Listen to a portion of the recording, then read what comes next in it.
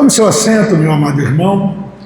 Vou pedir para tu dar uma olhadinha no som para mim, que está só para dar uma arrumada. Meus irmãos, qual o preço de uma alma? Quanto custa uma alma? Você já parou para pensar nisso? Quanto custa uma alma? Uma só. Você diria, não tem preço? Na verdade, seria uma resposta ideal. Não tem preço. Eu fico imaginando, querido, que a nossa alma, ela vai ter um destino certo. Ela vai ter um caminho certo. Ou nós vamos morar com Deus no céu, paraíso, a vida eterna, ou não.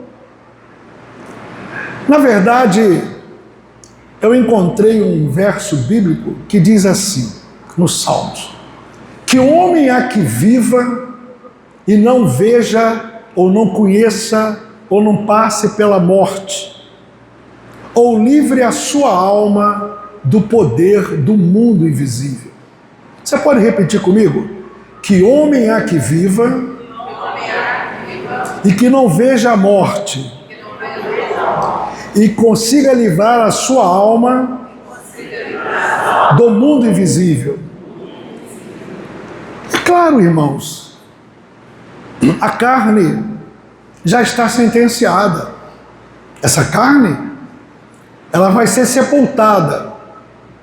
A terra vai dominar isso aqui. Segue-se a alma. A alma, ela entra no mundo metafísico. Ela vai entrar numa outra dimensão. E lá do outro lado, nós temos dois caminhos. Ou nós vamos para o céu, ou nós não vamos para o céu. E aí, acabou. Segue-se o juízo.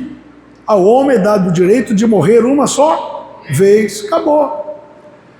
Parece, irmãos, que uma das estratégias do inimigo da nossa alma é exatamente isso, é fazer com que o ser humano não perceba a riqueza da vida eterna.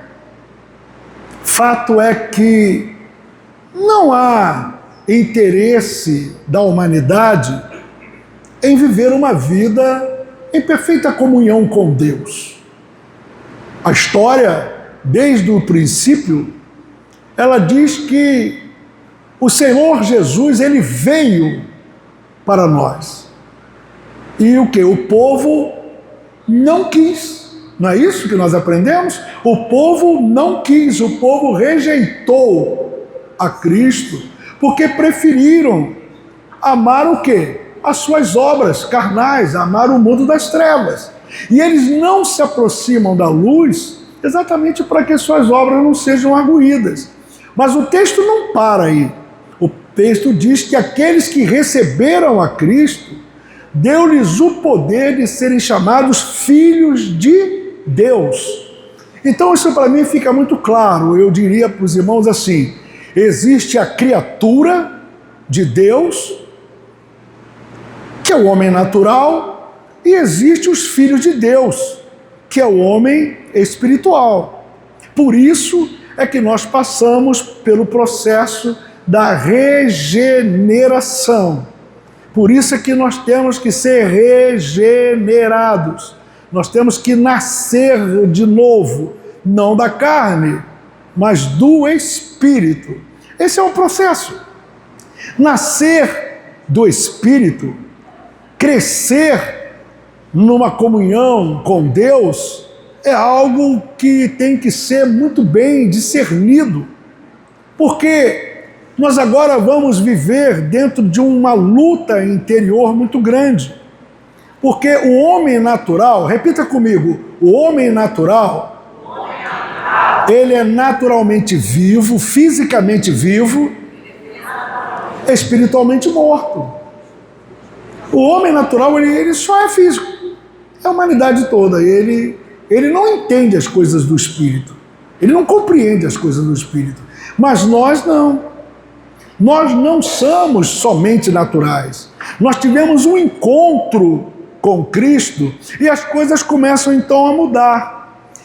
Ou seja, eu costumo dizer, irmãos, que quando você alcança um nível de espiritualidade, de uma relação intensa com Deus, é o próprio Deus que não deixa você ficar aqui não, querido. A coisa aqui está tão complicada que ele toma para si. Ele fez isso com Enoque. Enoque, ele tinha uma relação com Deus tão grande. A relação de Enoque era uma intimidade tão grande que Enoque, ele foi dar uma saidinha ali e não voltou mais. O Senhor tomou Enoque para si, exatamente porque o texto diz que Enoque andava com... Diga, Enoque andava com... Tu sabe o que significa ser arrebatado? Tu sabe o que significa ser tirado dessa terra com mão poderosa de Deus? É o que nós queremos. Significa, de uma maneira geral, o arrebatamento dos santos. Não é isso? É o que nós esperamos. Mas só que esse arrebatamento, ele pode acontecer individualmente. Na maioria das vezes acontece individualmente. Hoje, por exemplo, entraram no mundo espiritual, não é? No poder do mundo espiritual, muitos cristãos, muitos servos de Deus, muitas mulheres de Deus, muitos jovens. Hoje já pereceram, nós conseguimos ter esse entendimento. Acordaram, até fizeram algumas coisas, mas de uma maneira súbita ou não, já foram. Já tem ali o atestado de óbito, né, de um médico que disse, faleceu, morreu, cessou ali. Agora mesmo temos famílias enlutadas, chorando o seu morto. Vocês conseguem entender isso? Conseguem? Na verdade, essa gênesis, ela não para. Ao mesmo tempo que está morrendo pessoas que agradam a Deus ou não agradam a Deus, assim também está nascendo. Hoje não só morreu, mas existe muitas que estão nascendo. Hoje muitas crianças vieram ao mundo. Glória a Deus por isso. É Ele quem faz isso, a gênesis do Senhor. Mas nós estamos aqui. Diga, eu estou aqui. É aqui, exatamente aqui, que nós estamos centrados. Irmãos, existe uma ação frenética no mundo espiritual. O mundo espiritual, ele se move em direção a cada um de nós. As identidades de cada um está sendo claramente visível aos olhos de Deus. Nós temos uma identidade, nós temos um padrão de vida, nós temos uma linha de comportamento aqui entre nós, nas nossas relações sociais, físicas, profissionais, psicológicas, tudo que nós falamos, tudo que nós desejamos, aquilo que é certo, aquilo que é errado, é como se estivesse sendo colocado numa balança.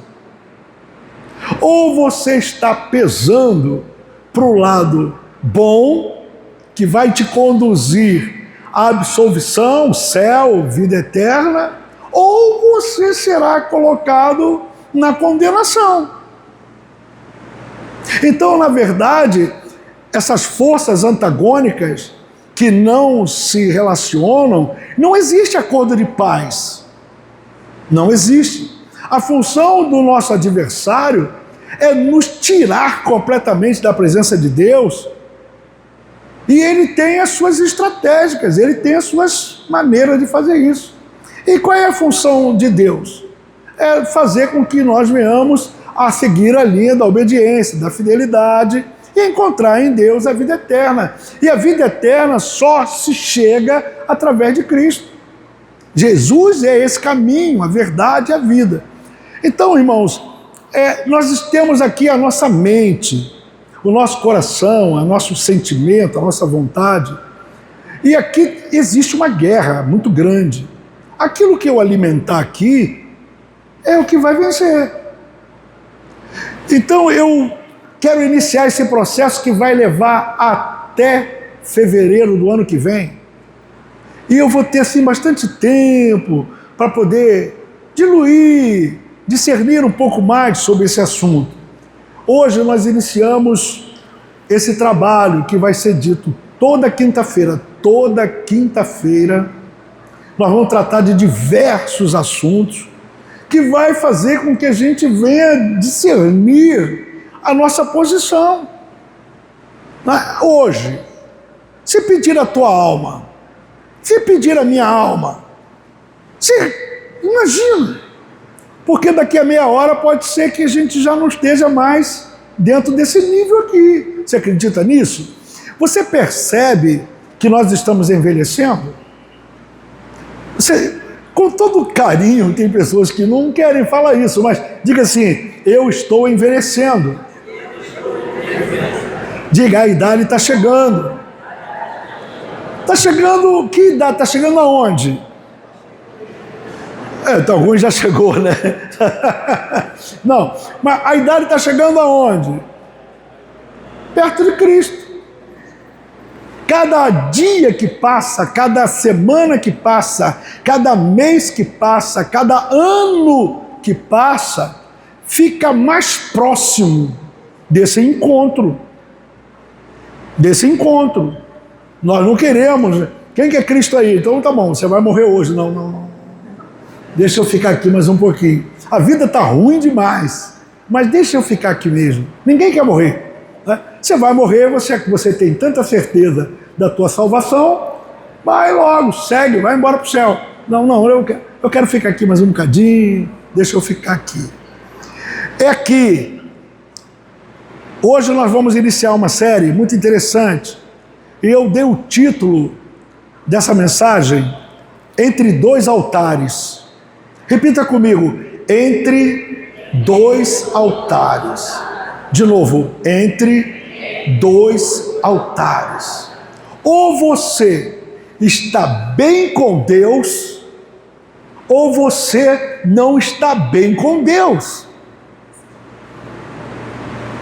A nossa mente vai nos induzir e vai inclinar-se que nós estamos bem com Deus. Mas será que nós damos testemunho? E a única maneira que existe de você ter certeza de que você está bem com Deus é a palavra. E aí nós vamos diluir isso aqui numa mensagem. Eu tenho aqui hoje 100 slides para passar hoje aqui, 100, mas vamos lá. Entre Dois Altares. O livro de 1 Reis, capítulo 18, no verso 20 e 21, diz assim: até quando cocheareis entre dois pensamentos? Olha o texto, irmão. Olha bem o que Elias está falando ao povo de Deus. Elias estava diante de uma afronta. O povo estava completamente perdido, sem um posicionamento. E Elias agora, ele vai fazer algo lindo e maravilhoso, logo aqui na frente, e ele olha para o povo que, abre e fecha aspas, o povo de Deus. Então ele pergunta, até quando vocês vão cochear? Se Deus é Deus, serviu. Se é Baal, serviu.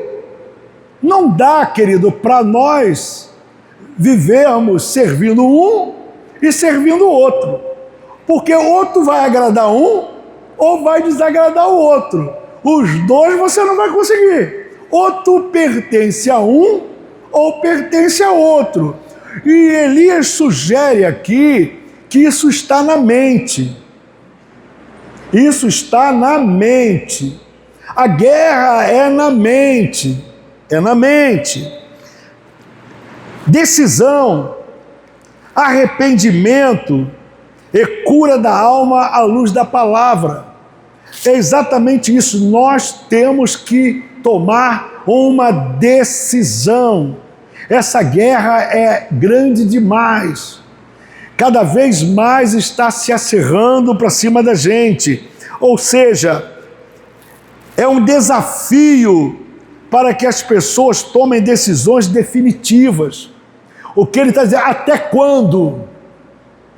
Até quando você vai ficar servindo a dois? Não vai dar certo. Você tem que tomar uma decisão definitiva. Fala, eu preciso tomar uma decisão definitiva. A quem você serve? Estamos discutindo aqui o preço da alma. Estamos discutindo aqui quanto vale. Repita comigo, por favor. Qual o preço da minha alma? Você responde. Então, essa decisão ela é definitiva. Ou você vai seguir ao Senhor, ou você vai seguir a Baal. A quem você serve? Exatamente onde estão seus desejos, aonde você coloca seus olhos, aonde você coloca seu coração, aonde você coloca o seu prazer. Lembre-se que nós estamos na carne. E a carne, ela vai militar, ela vai competir com o Espírito que foi colocado em nós. E esse livre-arbítrio, essa decisão que está no nosso coração, é o teu livre-arbítrio, é o que você decide.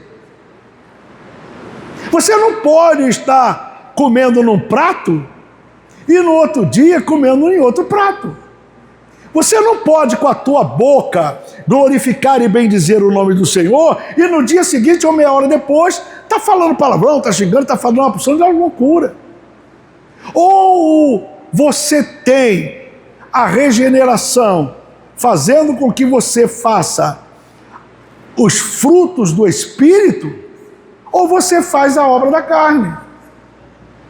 Ou o teu temperamento, ou o seu amor, a sua paciência, ou o seu domínio próprio, se isso está em evolução, crescendo e dominante em tua vida, ou você continua vivendo a natureza antiga. O nosso problema é esse. É quando nós estamos dentro da igreja sem transformação. Estamos na igreja sem transformação. E aí eu sempre uso aquele texto que eu gosto, eu vou pedir vocês para repetir de novo, que é o texto que Paulo fala, não é? Diga assim: se eu faço o que eu não quero, e se eu não quero, e se eu não quero, e se eu não quero fazer, e estou fazendo, e se eu não quero fazer, faz assim, quem está fazendo? Se eu não quero. E fala, se eu não quero e faço, tem alguém fazendo por mim. Diga que não sou eu. É fácil pensar nisso. Todos nós estamos vivendo esse conflito.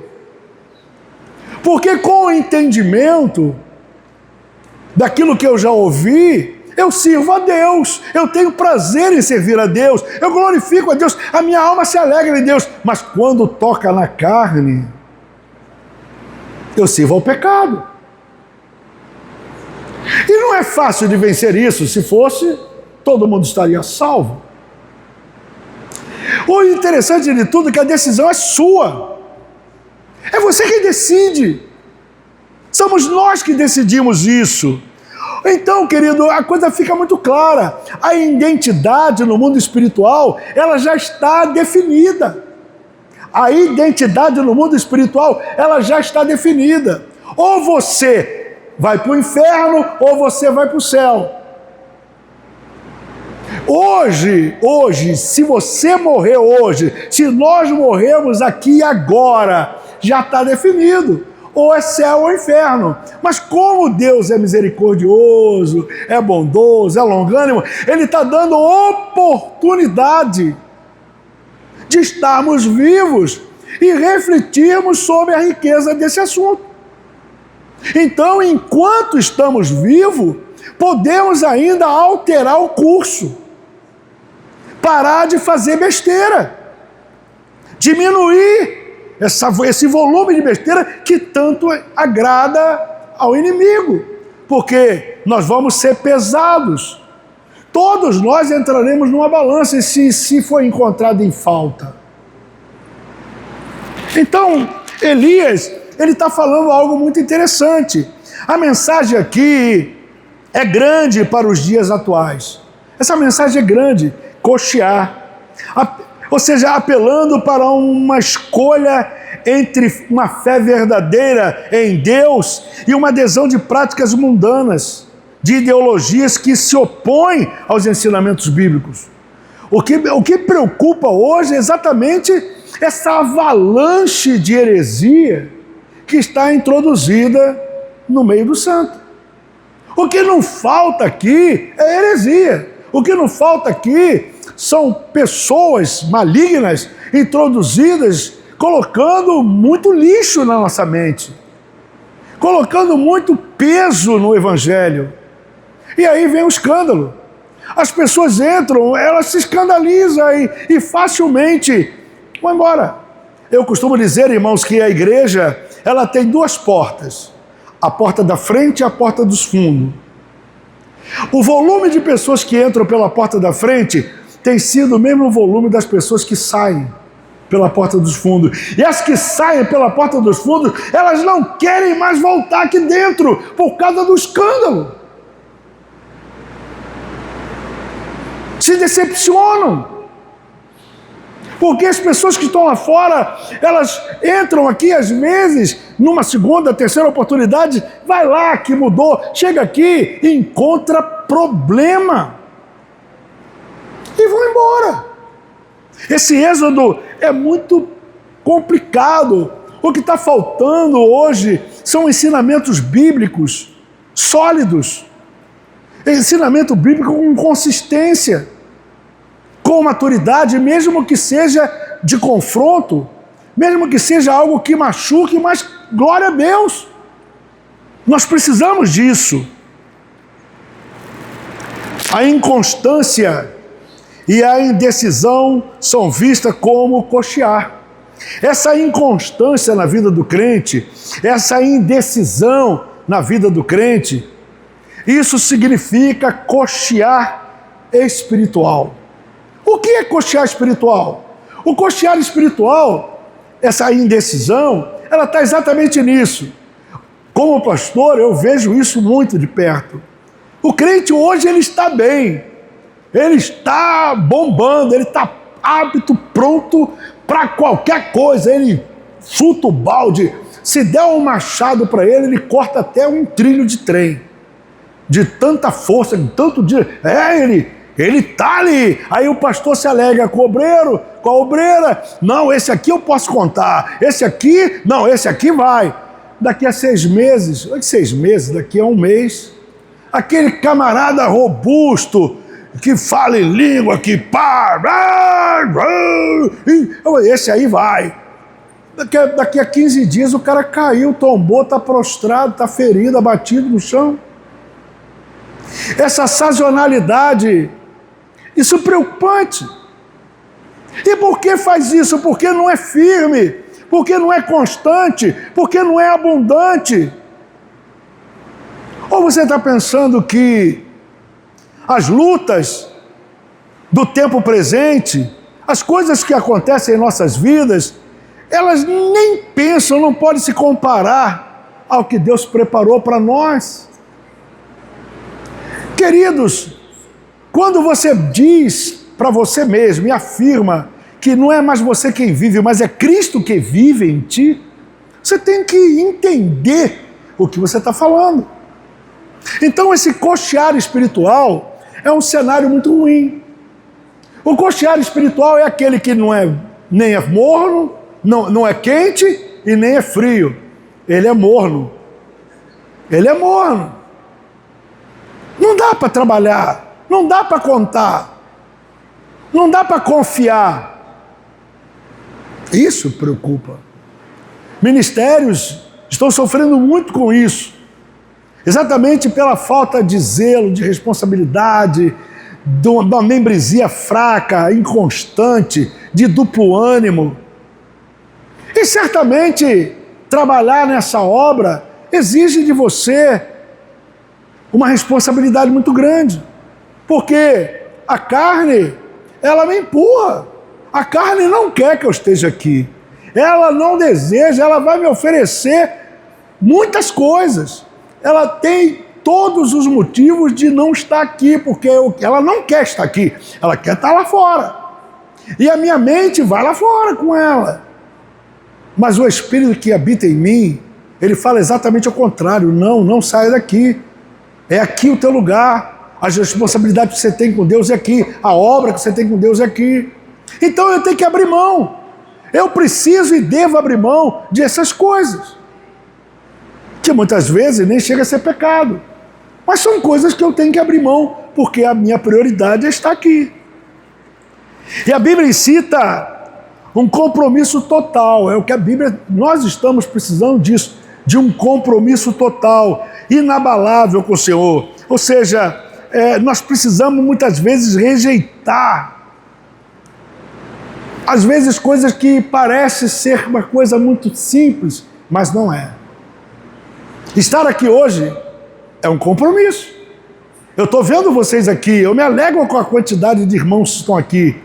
O que fez você vir aqui? O que motivou você vir aqui? Você se levantou hoje, você trabalhou, você ainda não foi para casa, outros vieram de casa. Mas o que te trouxe aqui, se não crescer na presença de Deus? Elias confronta Israel a abandonar a indecisão. É isso que ele fala. Quando Elias está dizendo, até quando cocheareis entre dois senhores, ele está chamando Israel a abandonar esse processo de indecisão, a escolher definitivamente: ou você serve a Deus, ou tu serve o diabo, meu amigo. Ou é luz ou é treva. Não dá para você servir a dois, não dá. A resposta, seja a falta dela. O povo ali, ele não responde a Elias. Elias pergunta, vocês vão continuar cocheando, é? Vocês vão continuar servindo, tentando servir os dois, é isso? O povo se cala. Esse é o problema. É quando o povo se cala. O povo não respondeu Elias, mostrando a sua dificuldade em abandonar a idolatria. É isso. Mas a proposta de Elias é claro: você precisa escolher o que é verdadeiro. Não cair na ilusão, não cair nas coisas terrenas, não cair nas coisas passageiras, mas escolher a melhor parte. Percebeu isso? Elias pergunta e o povo se cala. O povo poderia, não, Elias, nós vamos servir ao Senhor. Quando o povo se cala é porque a mente já estava dividida. Hoje, individualmente, você poderia fazer essa pergunta para você mesmo: a quem eu estou servindo? Quais são as minhas prioridades? Qual é a transformação que o reino de Deus já fez em minha vida? O que isso agregou valores espirituais na minha vida? Cabe a cada um de nós buscar essa verdade. A aplicação aos dias atuais para nós, esse cochear espiritual, cochear entre dois pensamentos, é o que não falta. Cochear entre dois pensamentos. Ainda hoje, ainda hoje, nós vamos coxear.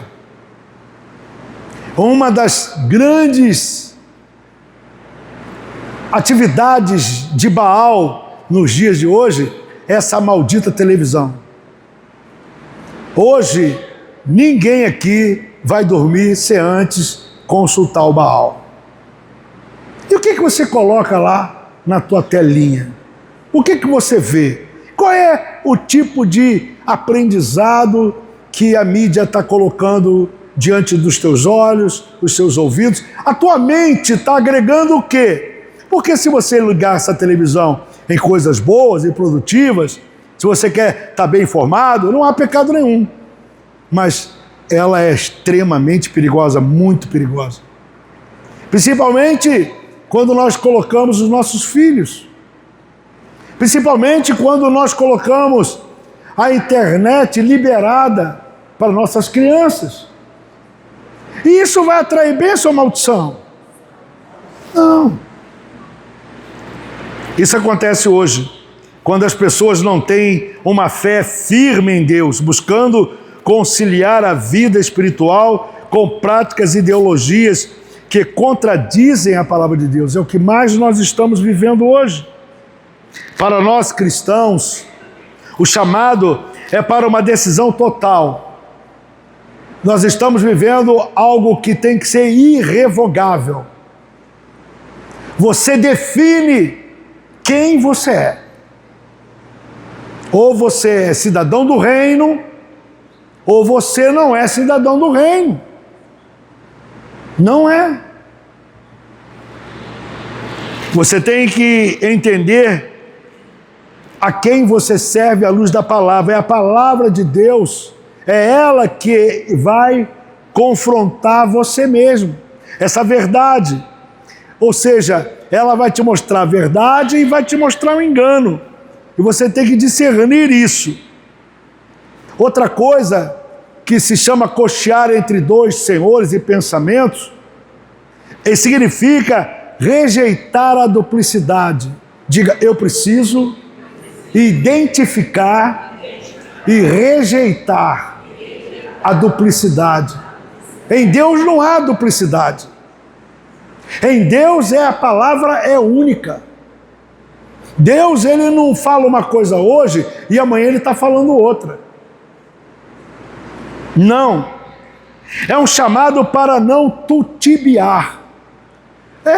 Coxear significa crente que fica tutibiando. Ele oscila o tempo todo.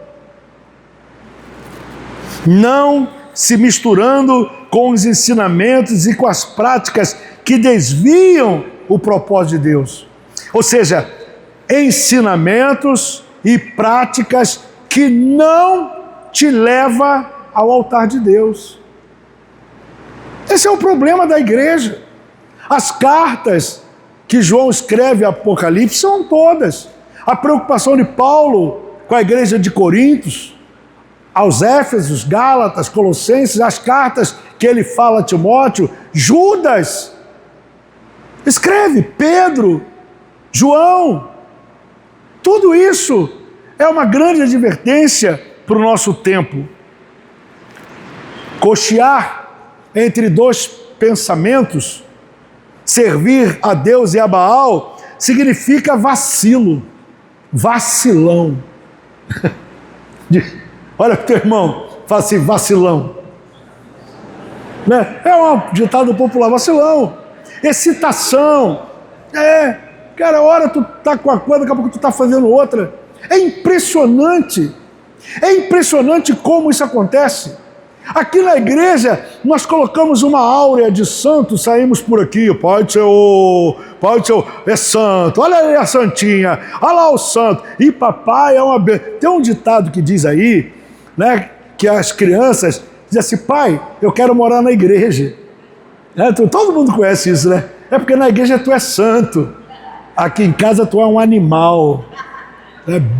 Eu quero morar, mãe, vamos morar todos na igreja. Viu, papai grosso, ignorante? Estou falando contigo, tu não toma vergonha na cara. Aqui tu é um santo. Aqui, mas em casa é outra coisa. Não dá certo, é vacilo. Coxear é uma metáfora para andar com um membro mancando. É vacilão, ou seja, coxear. Aqui, olha só, coxear, é crente que está mancando. Fala, crente mancando. O que simboliza falta de firmeza, que simboliza falta de decisão espiritual. É muito comum isso. Nós estamos sendo invadidos dentro da igreja e fora da igreja com todo tipo de oferta de manjares. Lembra de Daniel? Daniel, ele estava em Babilônia, não é? Com seus amigos, e ele colocou no coração dele que ele não ia se contaminar com os manjares do rei. Fala, assim como Daniel, eu vou botar no meu coração que eu não vou me contaminar. E Deus se agradou dele? Claro que se agradou. Mas ele foi para a cova dos leões. Mas e aí? Deus estava com ele lá. É injustiça, é mentira, é falso testemunho. Essas coisas, isso faz parte da vida do homem. Quem cochear entre dois pensamentos não está comprometido com a verdade. É outra coisa. Quem fica cocheando, ora ele é uma coisa e ora ele é outra, ora ele agrada a Deus e no outro dia ele não agrada a Deus, essa pessoa é inconstante. Essa pessoa, ela não está comprometida com a verdade. Ela oscila, ela manca, ela vacila. E isso aqui, querido, não atrai bênção. Isso é terra fértil para os demônios entrarem. A Bíblia diz ser firme, constante e abundante. Não é isso? Paulo acaba a carreira e como é que ele faz? Então, na verdade, cochear entre dois pensamentos é uma pessoa que não está comprometida com a verdade. Isso acontece, aqui dentro está acontecendo. Você olha para a pessoa e você pega e olha assim, está aí um homem de Deus, está ali uma mulher de Deus. E aí o pastor que precisa dividir tarefa, o pastor que precisa desenvolver a igreja, fazer com que a igreja cresça, pastor Rodrigo. Aí, não, eu vou pegar o pastor Rodrigo e vou dar para ele. Ele é o homem, eu vou confiar nele. Aí daqui a uma semana o pastor Rodrigo... o que houve? Não, eu pensei que tu era firme, rapaz. Pensei que tu era... Não é. Aí quando vê, tombou. Aí lá vou eu cuidar do ferido. Lá vou eu cuidar de botar no colo e dar mamadeira. E isso, estou falando de crentes antigos, velhos de igreja. O que a Bíblia nos ensina? As Escrituras deixam claro que os pensamentos e caminhos de Deus são superiores aos dos homens. É isso que a Bíblia ensina, que todos os caminhos e que todos os pensamentos de Deus são infinitamente melhores para nós. Os meus pensamentos, os meus desejos são nada comparado àquilo que Deus deseja para nós. Nós temos que olhar, ter essa visão. Isso é importante, por isso devemos buscar estar completamente alinhado. Nós estamos vivendo um período, irmãos, estamos vivendo uma época onde ou você está alinhado ou você não está. Não existe assim, eu vou ali na esquina e volto. Talvez você vá na esquina, você pode ir, mas talvez você não volte. Eu sei que existe luta interior. Eu sei que existe guerras interiores. Eu sei que a carne grita. Eu sei que o meu temperamento grita. Eu sei que a minha vontade é de pegar e...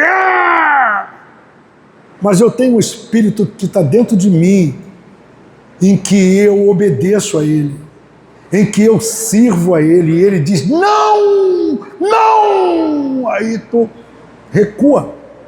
E tu sabe que recuar, muitas vezes, é olhar para a pessoa que eu ofendi, que eu machuquei, às vezes dentro de casa, ou no trabalho, ou na condução, e dizer: me perdoa, você me desculpe. Olha para o teu irmão, me ajuda aí, fala assim: me perdoa, você me desculpe. Como é difícil você... É isso. Essa é a vontade de Deus. Não se pode servir a dois senhores, querido. Não pode servir a dois senhores. Jesus ensinou isso para a gente. Não foi só Elias, não. Jesus foi bem claro com relação a esse assunto. Não dá para servir. É preciso ter fé, é preciso ter coragem para praticar o que Jesus prega e para se separar do que é falso. Não adianta você identificar o falso, não adianta você identificar o que não é verdadeiro, se você senta e come com ele. Não basta identificar, você tem que ter coragem, você tem que ter determinação, você tem que ter uma fé completamente definida. Dizer não. Eu canso de dizer, tá? Sobre dirigir. Ah, meu Pai do céu, eu estou me convertendo. Hoje eu botaram à prova mais um motoqueiro. Jesus, me livra do motoqueiro, Jesus. Rapaz, que luta, Jesus, vai com Deus. Eu disse: vai com Deus, vai com Deus. Eu estou melhorando. Eu já chego o carro por canto, eu olho para o retrovisor, lá atrás, lá vem eles, é igual a abelha. Aquele abelha, chega daqui, pira coluna, eu encosto no canto, vai. Já melhorei. Estou melhorando. Vai com Deus, segue. É isso. Todo mundo tem problema. Quando olhamos para a nossa vida espiritual, e nos referimos às Escrituras Sagradas, quando eu olho para a minha vida espiritual e eu coloco a minha vida espiritual à luz da Bíblia, eu olho a minha vida e coloco a minha vida diante das Escrituras. Imagina, faça isso e você vai perceber muita coisa. Quando isso acontece, principalmente no tocante à salvação, você vai se condenar. Jesus, eu estou tão distante e ninguém trabalha isso. A igreja, ela deveria estar trabalhando isso. Ah, mas eu sou santo. Oh, glória a Deus, santifique-se mais ainda. Ah, mas eu sou justo. Justifique-se mais ainda. Ah, mas eu sou imundo. Continue na sua imundície. Lá vai ter prestação de conta. É isso, vai ter prestação de conta. Devemos assumir uma posição clara. Devemos assumir sem jamais titubear. Ou cremos ou não cremos.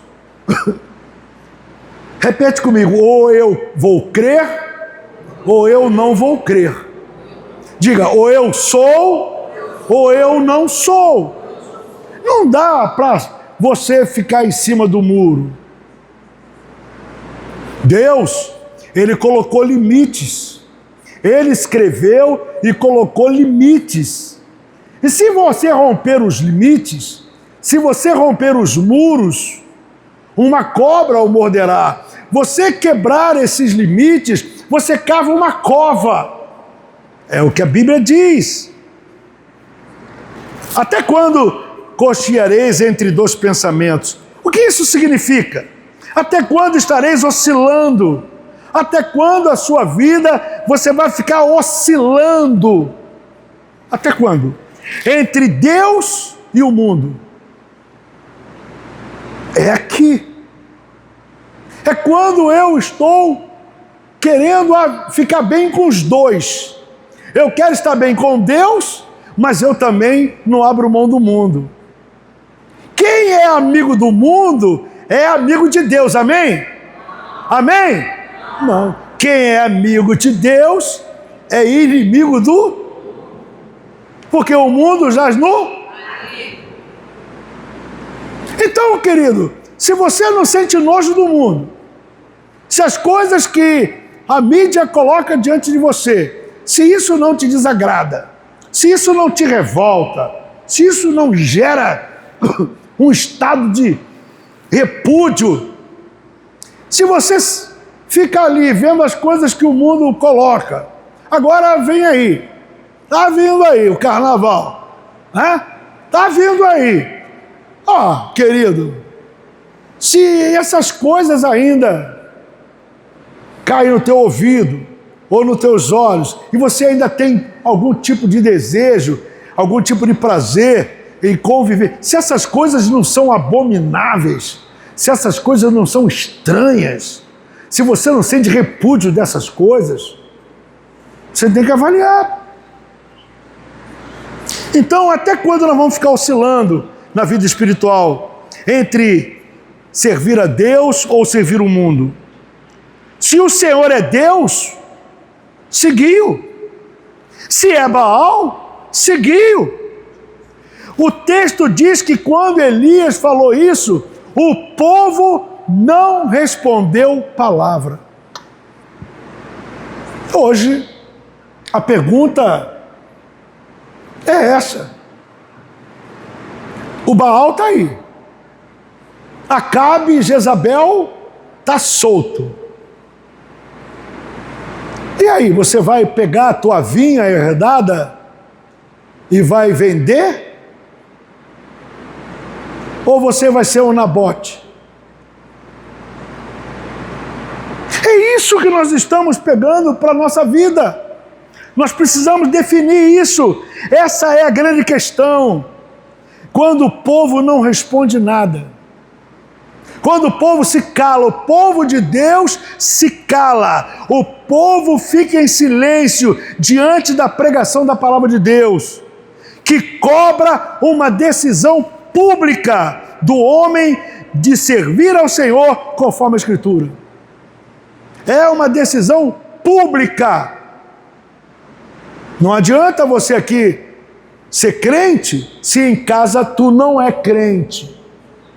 Não adianta você estar aqui dando glória a Deus se em casa tu fala palavrão.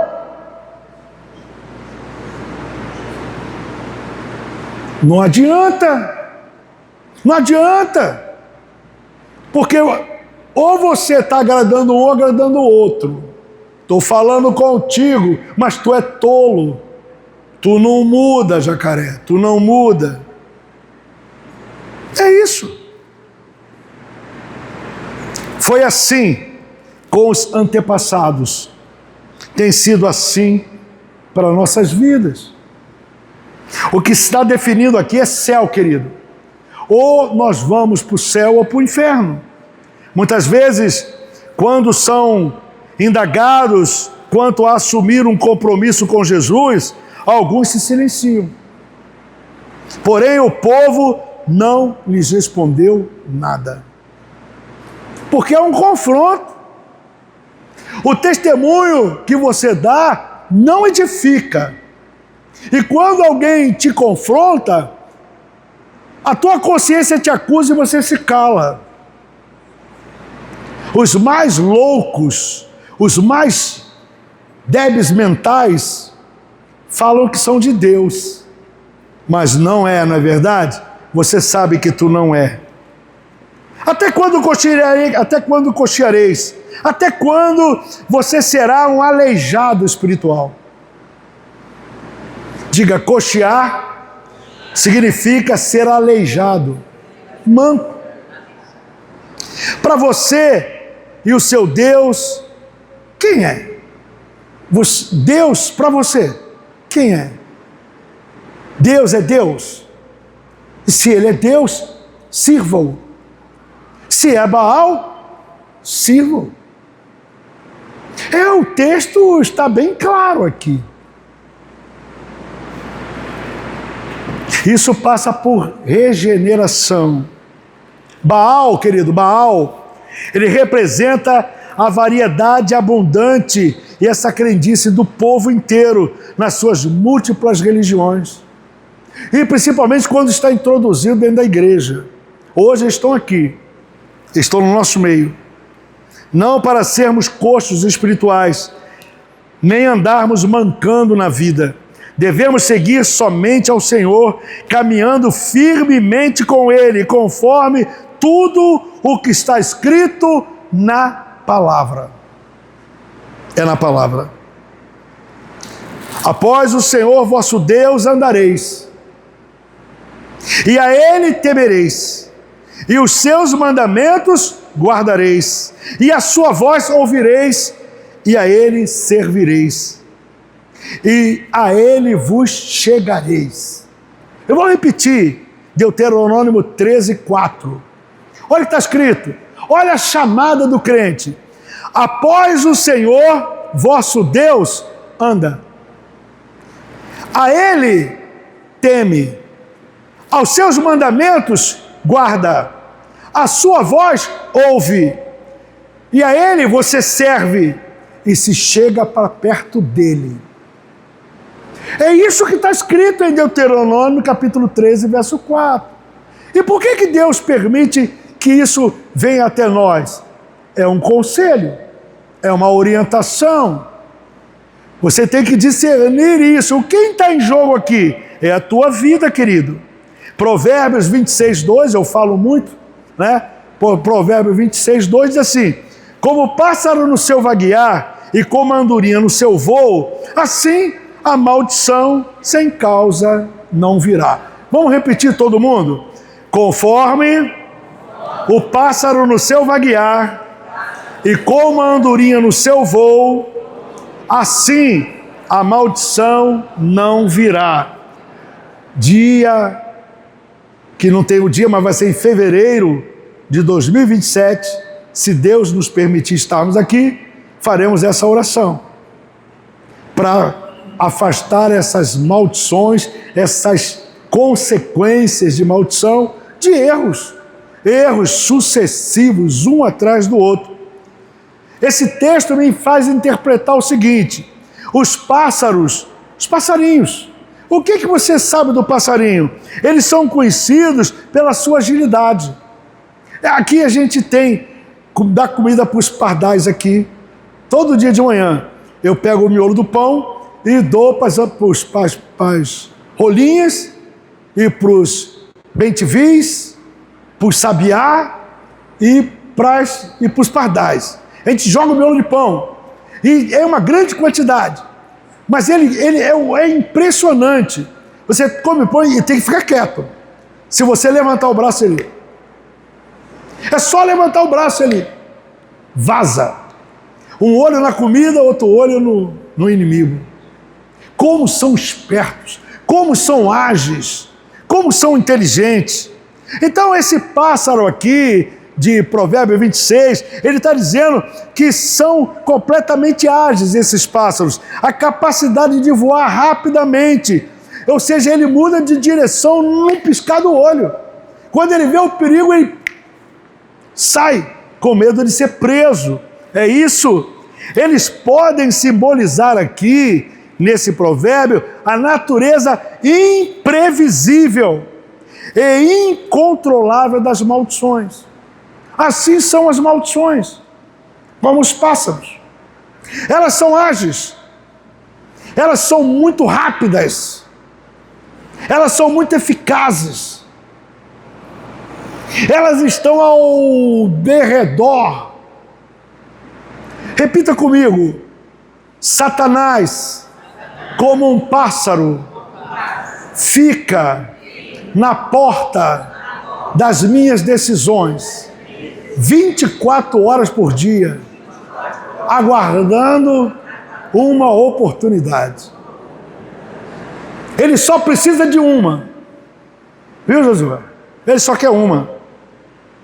As maldições, elas são imprevisíveis. Elas são incontroláveis. Basta você cometer um erro.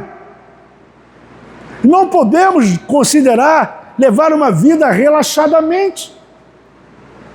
Não se pode estar na igreja relaxadamente. Não se pode. Deus exige de cada um de nós compromisso. A maldição, queridos, assim como esses pássaros, não encontra lá lugar onde se fixar se não houver uma razão para isso. A maldição, ela está ao derredor, ela fica ali como esse pássaro. Ela fica ali o tempo todo. Quando ela pousa e quando ela faz o ninho e que ela choca e coloca filhotes ali, é porque a coisa é séria. É séria. Ela age de forma legítima. Ela só quer uma falha. Ela precisa que a pessoa dê a ela uma oportunidade. É o preço de uma alma. E a igreja está levando isso, Gabriel? Não. Entre outras palavras, a maldição só pode causar dano quando há uma falha. A maldição só pode causar dano quando houver uma transgressão. A maldição só pode encontrar espaço na nossa vida quando ela tem como justificar estar ali.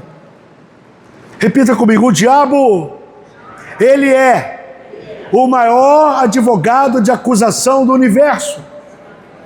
Você está meio desanimado, me ajuda. O diabo é o maior advogado de acusação do universo. Repita comigo: Satanás, com seus demônios, são legalistas por excelência. Nunca se esqueça disso. O que está em jogo aqui, irmãos, é a vida eterna. O que está em jogo aqui é a eternidade. Ou vai viver a eternidade com Deus, sendo abençoado por Deus, ou tu vai para o inferno para sempre. É a tua alma. Não pode ser levado de qualquer maneira. Estamos cheios de problemas. A igreja está sofrendo o pior dano dessa terra. A fragilidade da membresia, o alimento que se coloca no altar é podre, é fraco, é terreno, é político, é financeiro. Não se prega pecado, não se prega arrependimento. Esqueceram de pegar céu. É campanha em cima de campanha. É agenda em cima de agenda. É isso. A maldição, ela se torna inútil quando ela não tem motivos para nos pegar. Não há maldição. A maldição só pode causar dano quando há uma falha ou uma transgressão que a justifique. Se não há culpa, fala comigo, se não há culpa, a maldição se torna inútil. E você não tem culpa. Jesus te justificou. Diga: o meu Jesus me justificou. Diga: onde abundou o pecado, superabundou a graça. Diga: o meu Jesus me justificou e me regenerou. E por que ele fez isso? Falei, por que ele fez isso? Aonde eu abundei com o pecado, a graça veio sobre mim. E por que a graça veio sobre mim? Então agora eu vou continuar pecando? E Paulo diz: de modo nenhum. De modo nenhum. Eu te tirei desse lamaçal de pecado, não foi para que essa graça seja usada de graça. Nós que morremos para o pecado, como vamos ainda viver nele? O processo da igreja é o processo de santificação, de melhorarmos a nossa conduta, o nosso caráter, a ter uma vida disciplinada. Assim como o pássaro que voa sem rumo, a maldição não se instala. Ela só posa, ela só reside, ela só se hospeda aonde o cheiro é agradável para ela. Provérbios capítulo 3, verso 4, diz assim: o açoite é para o cavalo, o freio para o jumento, e a vara para as costas dos tolos. A vara é para as costas do tolo. Ei, você é tolo. É isso. Não respondas ao tolo segundo a sua astutícia, para que também não te faças semelhantes a ele. Sabe quem está falando isso aqui? É Bíblia. A Escritura está dizendo: se afasta dessas pessoas. A Bíblia está sendo muito clara. Não quer ouvir? Não quer entender? Não quer compreender? Fala uma, fala duas, fala três. Não quer? Vaza. Vaza, larga. É isso que a Bíblia está dizendo aqui. Vaza. Larga para lá. Nós queremos ser santos. Repita comigo: misericórdia imprópria. Ninguém pode amar mais do que Deus, querido. Se Deus está te dando orientação que é para você sair, sai. Sai, a Bíblia está dizendo. Tem pessoas que estão tão doentes, tem pessoas que estão tão perturbadas que se tornaram tolas. São tolos. Não adianta, acabou. E você vai conduzir eles, é isso? Aí você vai ser considerado tolo como ele. É um cego guiando outro, e a Bíblia diz que ambos vão cair. É isso? Estes versículos, eles completaram a ideia de que a disciplina de Elias é uma disciplina direcionada. É um posicionamento. É isso. Para aqueles que realmente precisam e que há uma causa para o seu uso. O pecado e as suas consequências. Agora vai ficar legal. Fala assim: todo pecado traz consequência. Fala comigo assim: eu peco, Jesus perdoa, mas as consequências ficam.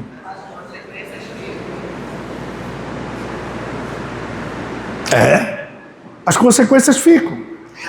É aqui que nós vamos entrar no processo de bênçãos e maldições. E o melhor exemplo que eu encontrei foi de Davi e Betseba. Tem outros exemplos bíblicos, mas esse aqui que a maioria das pessoas conhece: Davi e Betseba. Bom, vamos lá. Qualquer desobediência à palavra de Deus é pecado. Repita comigo: qualquer desobediência à palavra de Deus é pecado. Jamais devemos sugerir que há pecadinho e que há pecadão. Pecado é pecado. Está errado, está errado. Mas nesta vida, alguns pecados levam a consequências maiores. Existe pecadinho que leva a consequências pequenas. Existem pecados expressivos, alinhados no mundo espiritual, que trazem consequências muito graves. Essa aqui é uma. Essa aqui de Davi é algo grande. Davi, segundo a Bíblia, ele é um homem segundo o coração de... Mas Deus não tirou as consequências do absurdo que ele fez. E você quer ser melhor do que Davi? Não tem alguém aqui melhor do que Davi? Então, querido, essas consequências, elas podem trazer muitos transtornos para nós. Alguns pecados, eles machucam outras pessoas. Ou seja, há pessoas feridas, machucadas pela tua boca, porque você fala. Quando você perde o controle, quando tu se irrita, você fala coisas que não tem que falar. Você faz coisas que não tem que fazer. E isso vai agregando e vai atraindo demônios. E esse estado só vai piorando. Existem casos, consequências de pecados que são desastrosos. Existem coisas a nível de consequência de pecado que são irreversíveis. Fala, o pecado pode ser perdoado, mas as consequências podem ser irreversíveis. Você vai viver, tu vai morrer e as linhagens da tua família vai herdar tudo. Aquilo que tu fez aos olhos do homem, aquele comportamento indevido, aquele pecado, aquele adultério, aquela queda, aquilo que você desagradou a Deus, mas fluiu na direção do inferno, foi registrado no mundo espiritual, e mesmo que você já tenha morrido, mesmo que você já tenha sepultado os seus filhos, seus netos, seus bisnetos, seus tataranetos, vão colher daquilo que você plantou. Não como pecado, mas como consequência de um erro que você gerou na linhagem da tua casa. São irreversíveis. Entre os piores pecados que nós encontramos na Bíblia é o adultério. É o caso de Davi. Adultério. Fala, adultério. Você já percebeu que a Bíblia, o Senhor nos chama de adúlteros? Adúlteros! Adúlteros! Vocês são adúlteros! Fala assim, Ele, o Senhor, é o noivo. E eu sou a noiva. Diga, eu estou traindo o noivo antes de casar. Está havendo uma traição. O noivo é fiel, mas a noiva está sendo infiel. A noiva está cocheando. A noiva, ela está traindo o noivo com o mundo. A mente da noiva está de olho no noivo, mas está de olho no amante. Ela deita com o noivo, não deita com o noivo, né? Mas ela fica ali ao lado do noivo, né? Mas ela vai para a cama com o amante. Adúltero aos olhos de Deus e adúltero entre os homens. Adultério. Isso é grave, quebra de aliança, quebra de fidelidade. É muito comum hoje. É muito comum. Maridos traindo as esposas, esposas traindo os maridos. Isso desagrada a Deus e atrai os demônios. Deus não tem prazer nisso. Deus não nos deixa sem defesa contra este pecado destruidor de vidas. Além de várias advertências bíblicas, há diversos exemplos como o adultério complicou a vida de muitas pessoas. Pessoas que tinham tudo para dar certo, mas ela caiu no pecado do adultério. E agora tem sua vida prejudicada, trazendo consequências para suas famílias, e inclusive pessoas inocentes. Se o marido trai a esposa, se a esposa trai o marido, O que os filhos têm a ver com isso? Vai cair na conta dos filhos. Porque veio uma ruptura, veio uma separação. Agora, o filho vai ficar final de semana com a mãe e 15 dias com o pai, ou 15 dias com o pai e final de semana. Agora no feriado, esse feriado de carnaval, vai acontecer isso. A mamãe vai liberar o filhinho para ficar com o papai. E depois o papai tem que trazer a criança de volta para a mãe. Ou como é que fica a mente de uma criança? Quem é que te deu o direito de divorciar? Quem foi que te deu o direito de separar da tua mulher ou do teu marido? Senão o adultério. Não é o adultério que separa? Ou as escolhas que nós fazemos? Aquilo que Deus uniu, não separa o homem. Essa é a vontade soberana de Deus, mas isso acontece. Aí vem uma série de problemas. Pessoas inocentes sofrem. O exemplo clássico desse pecado é Davi. Eu escolhi Davi, o segundo rei de Israel. Vamos aprender as lições valiosas desse tropeço que Davi teve. Vamos aprender um pouco com ele. Davi e o seu pecado. Quando uma pessoa se entrega à tentação, pode se encontrar numa situação praticamente impossível, onde não tem força para resistir. Fala comigo, ser tentado não é pecado. Pecado é ceder à tentação. Davi, ele olha Betseba, nua, tomando banho, ele foi tentado. Até aí tudo bem. Ele não ouviu e nem temeu a Deus. Ele deu asas à tentação que foi visível até cair na prática. É isso. Quando uma pessoa se entrega à tentação, pode se encontrar numa situação praticamente impossível. Está na mente. Na mente. E não tem força para resistir. É essencial aprender como evitar essas situações difíceis.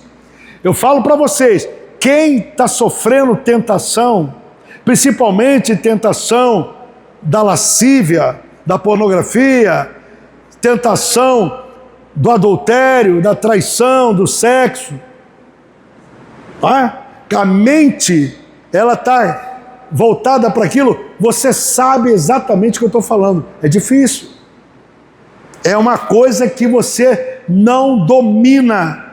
O exemplo de Davi sugere algumas coisas que vão nos ajudar aqui. Vão nos ajudar.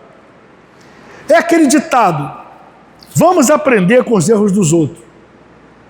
Quem errou foi Davi. Fala, quem errou foi Davi. O que eu aprendo com ele? Vamos aprender com os erros dos outros, não é? Tem até uma música que fala sobre isso. Davi, ele não se ocupou com seus próprios deveres. Davi, ele não se ocupou com seus próprios deveres. Davi, ele era um guerreiro. Ele era muito bem sucedido. Davi, ele estava indo bem. Ele tinha uma guerra. Ele precisava estar na guerra. Ele deveria estar lá.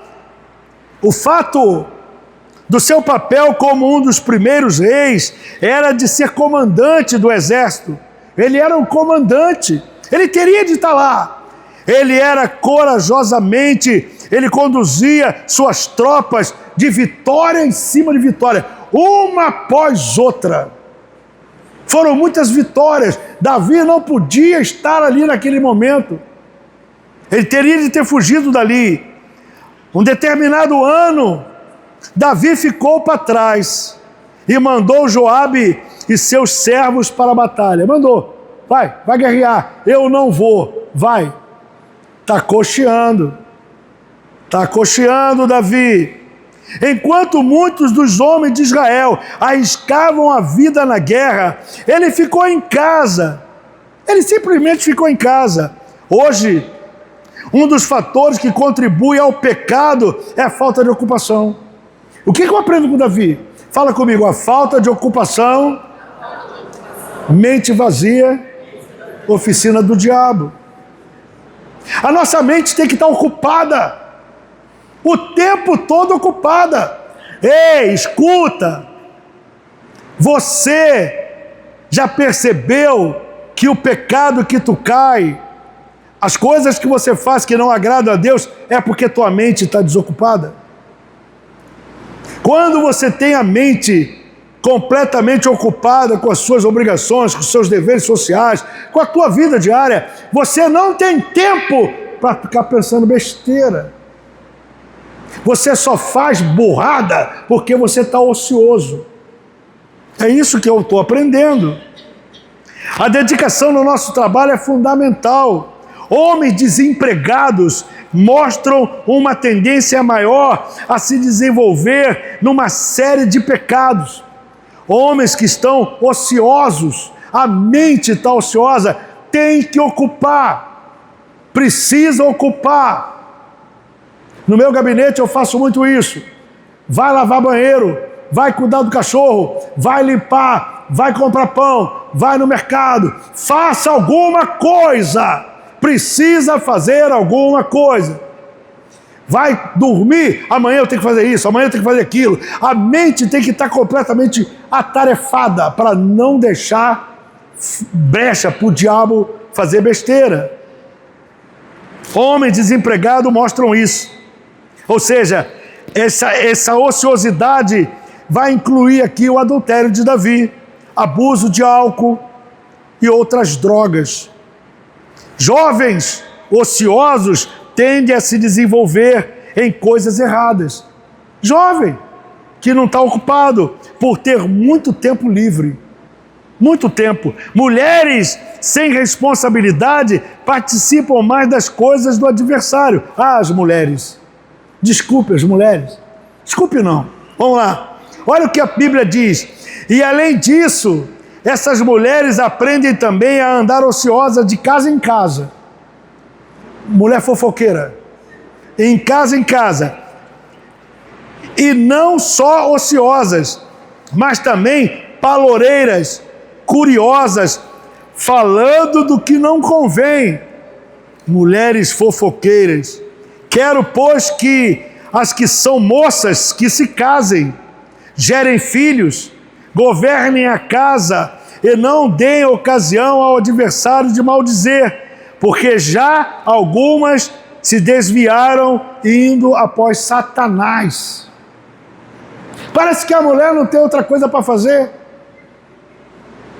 Olha a atividade da mãe, da esposa, da dona do lar. Parece que isso foi esquecido. Não devemos alimentar pensamentos errados, irmãos. Isso é responsabilidade nossa. Pensamentos errados atraem demônios.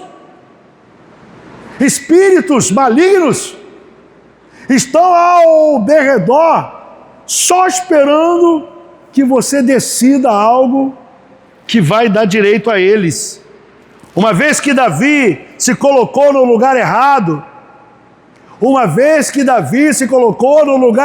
eu vou repetir, uma vez que Davi se colocou no lugar errado, ele foi tentado. Ele foi tentado porque ele estava no lugar errado. Tem pessoas que gostam de estar no lugar errado, tem prazer em estar no lugar errado. Parece que o negócio está lá. E aí Elias está dizendo, e aí? A quem tu vai servir? Ou tu serve essas coisas, ou se afasta delas. Ou tu serve a Deus, ou você é de filho de Deus, ou tu não é filho de Deus, amigo.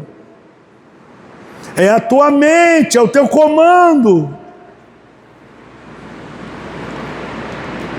Ele viu Betseba nua. Cara, Betseba pelo que sugere a Bíblia, devia ser uma mulher bonita. Uma mulher bonita nua, tomando banho. Olha o cenário. Ele vê uma mulher bonita tomando banho nua. Nesse momento que ele viu, não teve jeito. Ele deveria ter tirado os olhos para uma outra direção. Ele poderia ter tirado os olhos para outra direção. Queridos, tem irmãos aqui na igreja que não podem ver o traseiro de uma irmã. A irmã passa, o olho dele está... lá se eu pego. Você está pensando que eu estou brincando? E às vezes é a mulher do amigo dele. Aí, passa o varão, Jesus, se eu pego, tanquinho, olha lá.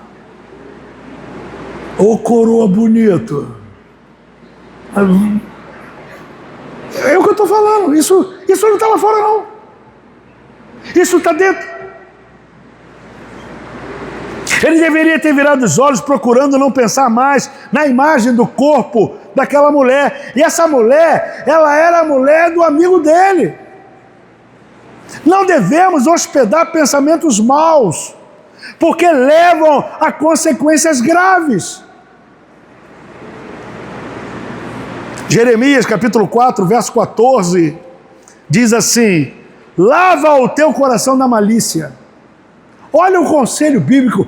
Lava o teu coração da malícia. Nós queremos que Deus desça do céu e faça isso para nós. Diga comigo assim: Deus, fala, Deus, lava meu coração, limpa minha alma. Sabe quando Deus vai fazer isso? Nunca. Porque isso é você que tem que fazer. Isso é algo que você tem que resolver dentro de você. É isso. Ó Jerusalém, para que sejas salva, lava o teu coração da malícia, para que você seja salvo.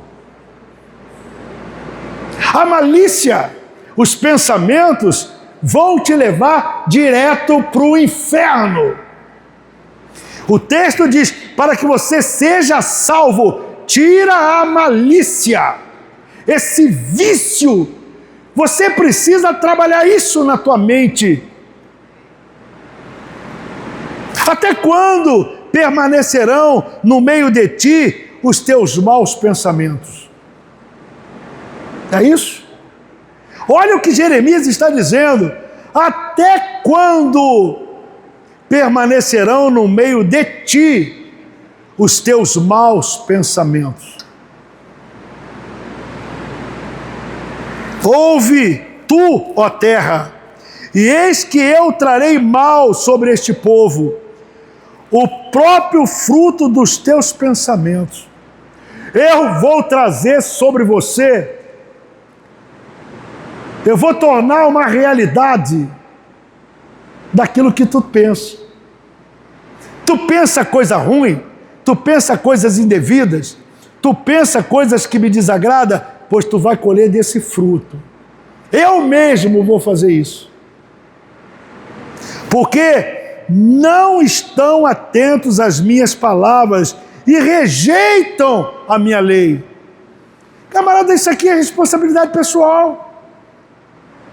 Por que a igreja não trabalha isso? Por que ela não bate essas coisas?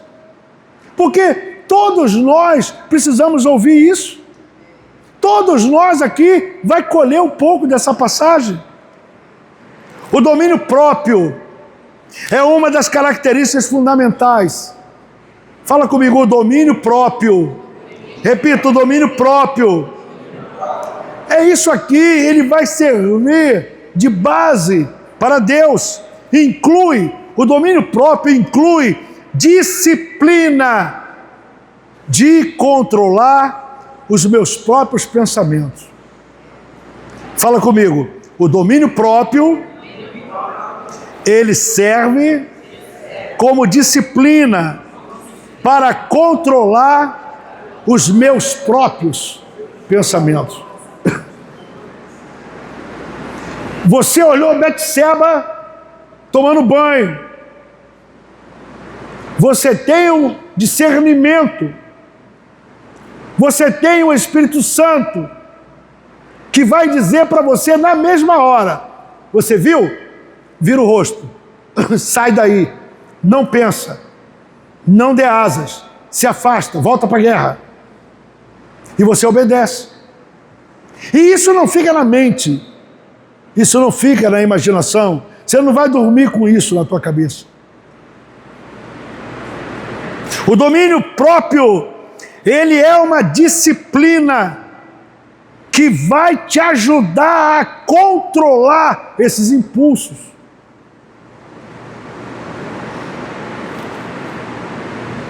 Um passarinho, ele pode passar por cima da nossa cabeça, mas não temos que convidar ele a fazer ninhos no meio do nosso cabelo. O que nós estamos fazendo é vendo ele voando, deixando ele pousar, ele faz ninho. De que esquece o homem? De que reclama o homem? Devemos respeitar as advertências sobre esse pecado. Davi ignorou pelo menos 3 advertências contra o pecado antes de ter relações com Betseba. Ele cai com Betseba, ele leva a Betseba para a cama, ele deita com ela, ele engravida ela, a mulher do amigo. Mas antes dele fazer isso, ele comete 3 erros que nós não podemos cometer. 3. O primeiro, como conhecedor da palavra de Deus, ele sabia que a cobiça e o ato de adultério são pecados contra Deus. Sabia.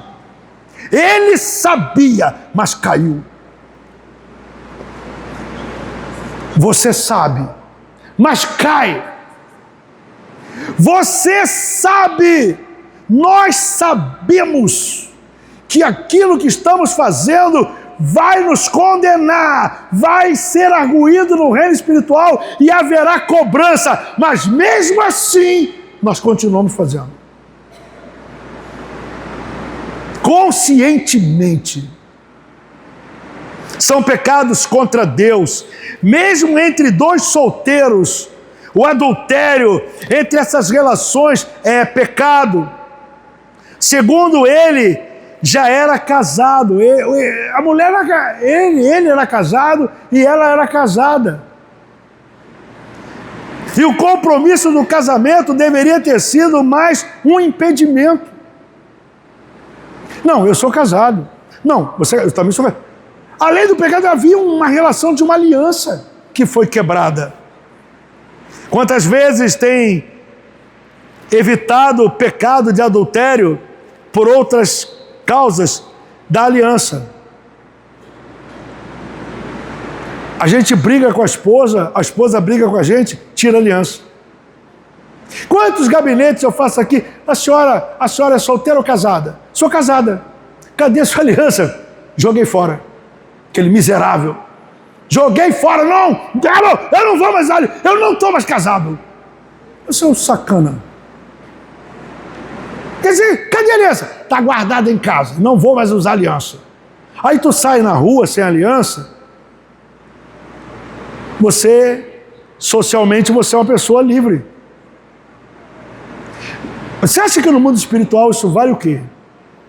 Quando você botou essa aliança, você não botou em nome do Pai, do Filho e do Espírito Santo? Então quem te dá o direito de tirar ela porque tu brigou com a tua mulher? Porque tu brigou com o teu marido? E tem uns que jogam fora. Joga fora não, traz aqui que a gente vende.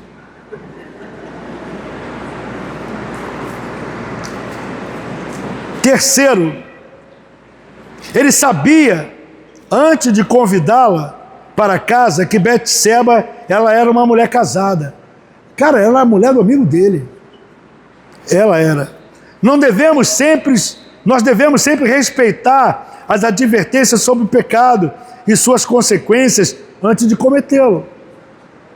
Antes de você cometer o pecado, antes de você fazer a besteira, você tem o Espírito Santo de Deus que está ali junto, ele está dentro de você. Ele te avisa, ele te adverte, que tu vai fazer algo errado. Não devemos procurar circunstâncias que facilitem o pecado. Davi estava no lugar errado e pensou nas coisas erradas. Cada passo o levou mais perto do relacionamento pecaminoso que ia piorar a vida dele e das outras pessoas. Se fosse só dele, tudo bem, mas é das outras pessoas. Quando ele perguntou sobre Betseba e a convidou para a casa dele, ele se colocou numa situação em que a tentação seria cada vez mais próxima. Se de longe ele olhou Betseba, se de longe o coração dele, acelerou, imagina quando ela chegou do lado dele. Tem gente que faz isso. O pecado está lá na esquina. Ele olha o pecado e vai em direção do pecado. É isso?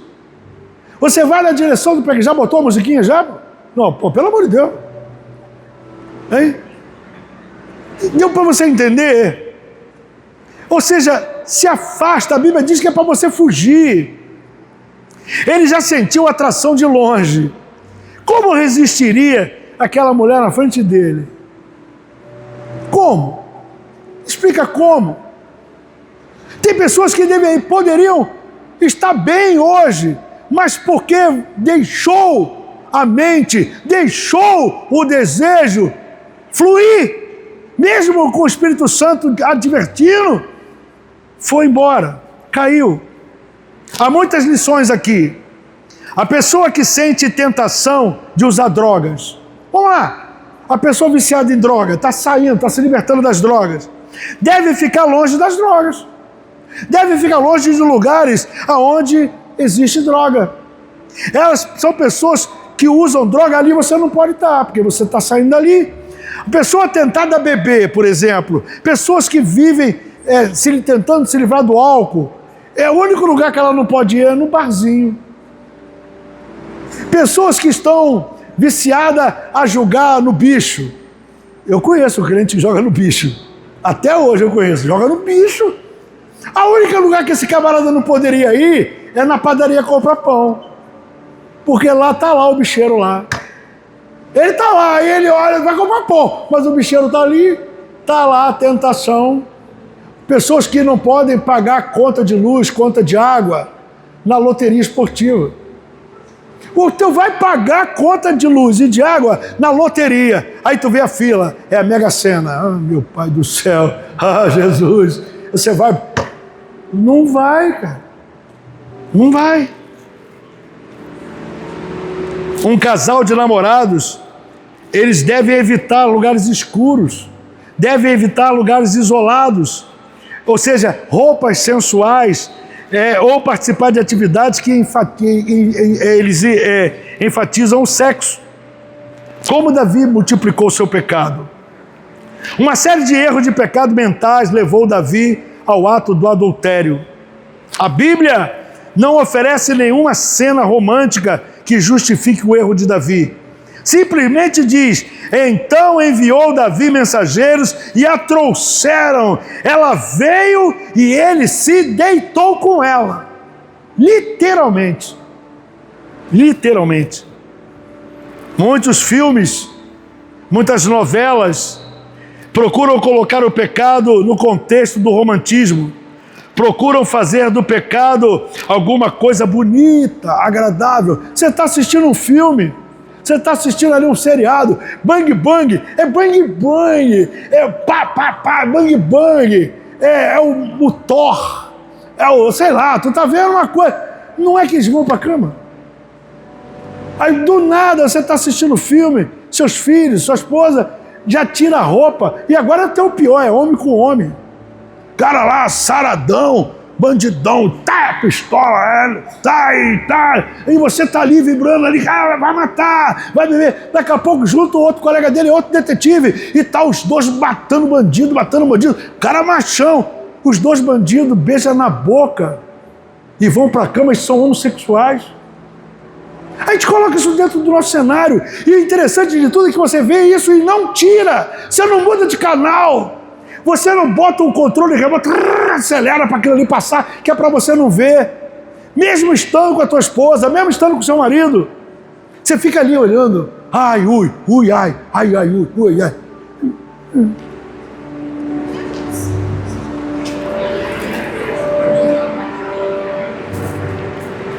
As Escrituras relatam esses fatos. Ela veio, Betseba veio, e ambos pecaram. Neste momento, Davi deveria ter sentido remorso. Nesse momento, Davi deveria ter se arrependido de forma profunda. Davi deveria estar triste. Davi deveria estar completamente abatido pelo pecado que ele cometeu. Mas não foi isso que ele fez. Mas ele não virou-se para Deus naquela hora. Achou que o pecado poderia ser escondido e que as consequências desse pecado seriam evitadas. Ele caiu, ele tombou. E ele não se arrependeu na hora. Ele alimenta o pecado, ele produz mais pecado, achando que no mundo espiritual não haveria problema. Foi o começo de uma série de pecados que Davi cometeu, que parecem tão estranhos na vida de um homem escolhido por Deus. Davi é um homem escolhido por Deus, mas ele comete erros gravíssimos, trazendo consequências para sua casa, para sua família, para os seus filhos. Ele não se arrepende. E ele agora vai agregar coisas horríveis. Davi, do adultério, ele acrescenta mentira. Ele cai com ela, deita com ela, e agora ele vai sustentar o erro dele e acrescenta mentira. O demônio cresce. Quando soube que Betseba estava grávida, ele chamou Urias, esposo de Betseba, para deitar com ela. Urias, deita com a tua mulher. Ela estava grávida.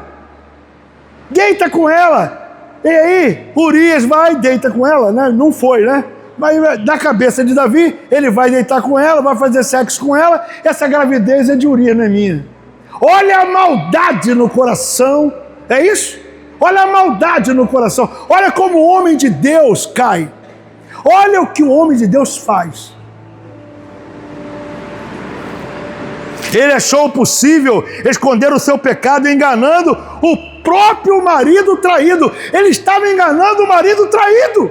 Ele traiu o amigo dele e agora ele vai plantar uma mentira no coração do marido traído. Olha a cabeça, aonde chega a mente de uma pessoa. Mas Urias não facilitou o plano de Davi. Um soldado, quando ele é dedicado, ele se recusou a tirar férias quando os colegas estavam na batalha. Ele disse, não, eu não vou deitar com a minha mulher. Bebe aí, bebe, Urifica, bebe. Vai lá que ele está bebão, né? Aí que ele fica alegre, deita com a mulher. Não vou. Eu não vou para minha casa deitar com a minha esposa. Olha a maldade de Davi. Frustrado, Davi avança das mentiras ao homicídio. Adultério, mentira, homicídio.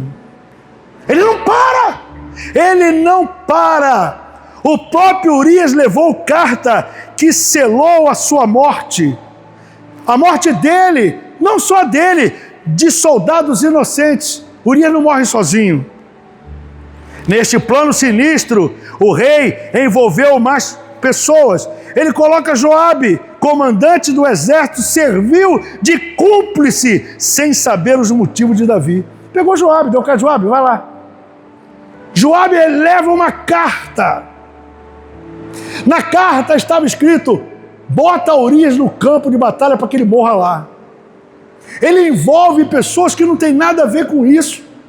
Joabe foi o mensageiro, sem saber os planos malignos de Davi. As tentativas de esconder o pecado geralmente levam o pecado ao fundo do poço. Existem crentes que estão no fundo do poço. Davi, cujo coração costumava ser dedicado ao Senhor, ele se entregou ao pecado e à vontade do diabo. Servia a Deus, mas agora ele estava fazendo a vontade do diabo. Assim somos nós. Não adianta você estar bem hoje com Deus. Não adianta você ficar um mês bem com Deus, se amanhã você vai cochear. Cumprir. Parte 2, quinta-feira. Estamos vivendo o pior de todos os tempos. Olha para mim. Estamos vivendo o pior de todos os tempos, onde só os mais avivados, à luz da Bíblia, vão sobreviver. Se coloque de pé, meu amado irmão. Quinta-feira nós estamos aqui seguindo esse tema entre dois altares. Vamos orar ao Senhor. Amém.